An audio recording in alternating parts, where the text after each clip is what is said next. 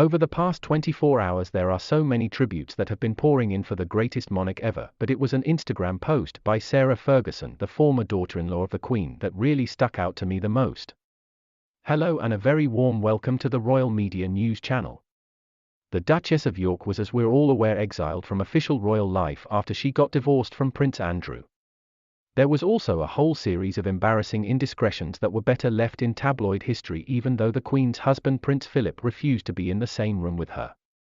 The Queen remained loyal on a personal level to Fergie. Once a Windsor, always a Windsor. If we can learn one thing from the life of Queen Elizabeth II, it is that blood really is thicker than water. And for that reason the Queen's death has brought us a lot closer to our own families in so many ways.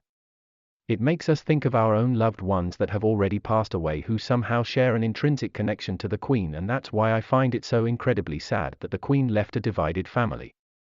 Those open wounds were exposed to the whole world to see while the Queen passed away at Balmoral on Thursday. Surely now, since the whole country is grieving together, Prince Harry will finally be able to put his differences with his family aside for the good of the institution for which his grandmother did so much and dedicated her entire life. The best thing Harry could do right now to honor his late grandmother would be to reconcile with his brother and his father, but sadly things are not looking very good on that front. Harry was the last person to get to Balmoral and he was the first to leave. He did not travel on the plane that was shared by his brother and the Queen's sons Prince Andrew and Edward. He had to travel by himself, and apparently there were 12 empty seats on that IF plane. So Harry was still waiting for news at Frogmore Cottage, and he was only a short drive away from his family members, and then even as the Queen was nearing the end, there was another tragic family fight. A spokesperson for Meghan and Harry had announced that both Harry and Meghan will be travelling to Scotland, but then senior royals stepped in and they pointed out that even Catherine was going to be staying in London, so eventually Harry agreed to make the trip by himself on a private jet. He was unsuccessful in his attempts to book a helicopter according to reports. So the delay meant that Harry was still in the air approaching Aberdeen Airport when Buckingham Palace announced that the Queen had passed away to a heartbroken country. Eventually Harry did join his family on the Balmoral estate, but it was 7:56 p.m. before he got there and he was the first to leave.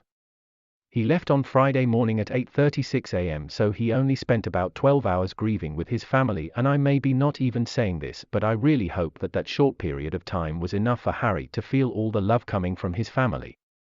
I know that love is still there under all the unnecessary bitterness regarding the leagues and the fights over security.